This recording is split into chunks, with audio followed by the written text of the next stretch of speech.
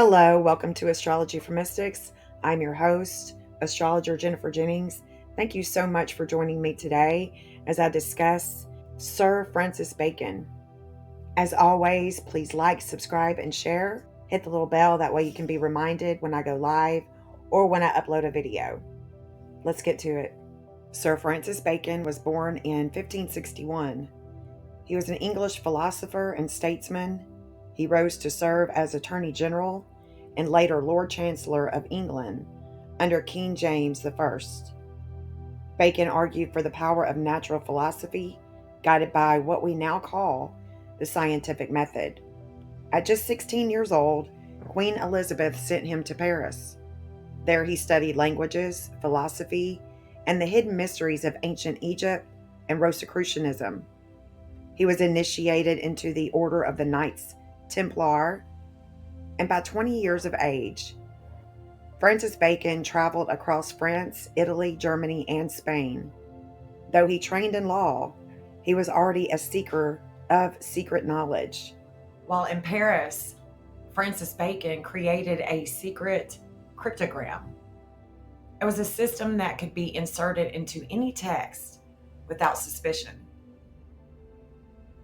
Each letter of the secret message is first converted into a unique 5-character binary code using a 2-symbol alphabet of A and B. This bilateral cipher could conceal secret messages, and these secret messages are also found in the King James Bible and also in William Shakespeare.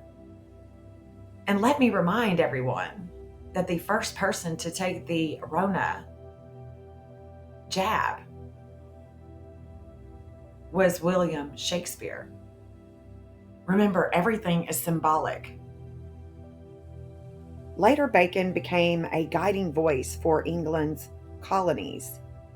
He shaped the Virginia Charters, advised that the colonies must grow patiently with farmers, builders, and foresters, and envisioned a new world, a new Atlantis, a utopian land where science and spirit meet.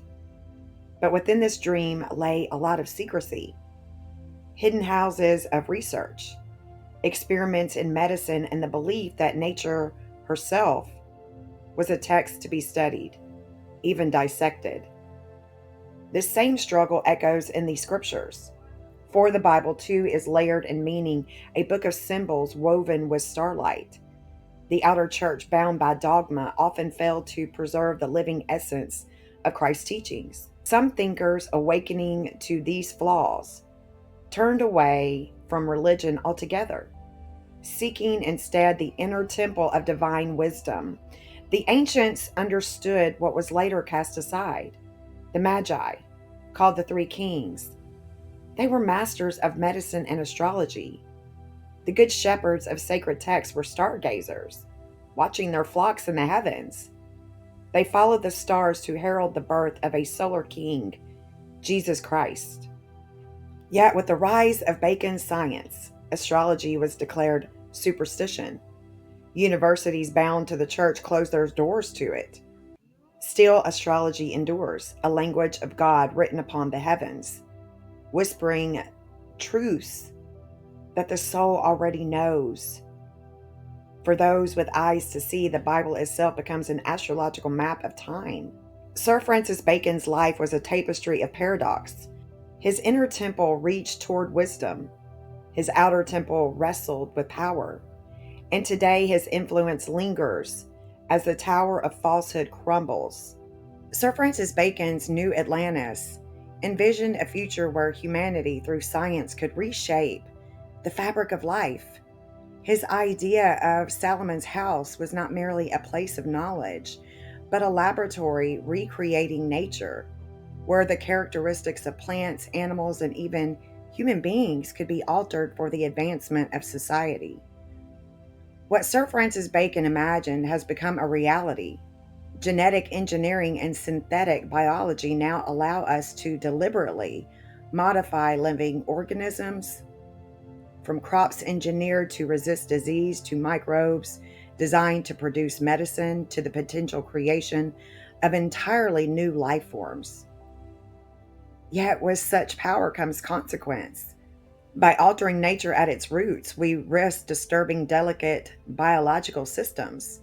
Already, the disruption of hormones, from endocrine disrupting chemicals to direct genetic manipulation, shows how human health suffers in the long run. In fact, we see this with experimentation on the androgen receptor gene, a key regulator of hormones that influence development, behavior, and identity. To tamper with such foundations of life is to walk a fine line. Bacon's dream of mastering nature is fulfilled, but it also raises the question, are we reshaping life, or is life quietly reshaping us in return? As the comet arcs across the heavens and the menorah's flames reflect the unfolding cycles of time, the watchers of the stars look on. We are the ancient custodians, the guardians of celestial order. And we trace the movements of light and shadow, of planetary alignments and eclipses, and record the hidden currents that stir the human heart. Astrologers like myself observe how mortal hands reach toward the fabric of nature, altering life through ambition, through invention, and through the manipulation of what is meant to remain untouched. Each shift in the sky mirrors a shift within the human vessel. The endocrine flows, the subtle rhythms of hormones, the silent language of life itself, echoing the consequences of reaching too far. The watchers do not intervene. Our gaze illuminates the patterns, a warning, a lesson, a revelation. In the quiet of night, under the cold gaze of distant stars, humanity is both student and subject, moving along a path that the stars have long foretold. And in this cosmic reflection, the sacred dance of life, of matter and spirit is revealed, a tapestry woven by hands seen and unseen, watched over by the eternal custodians of the heavens. The stars remind us of the eternal story. For the heavens declare the glory of God, and the watchers still follow the light.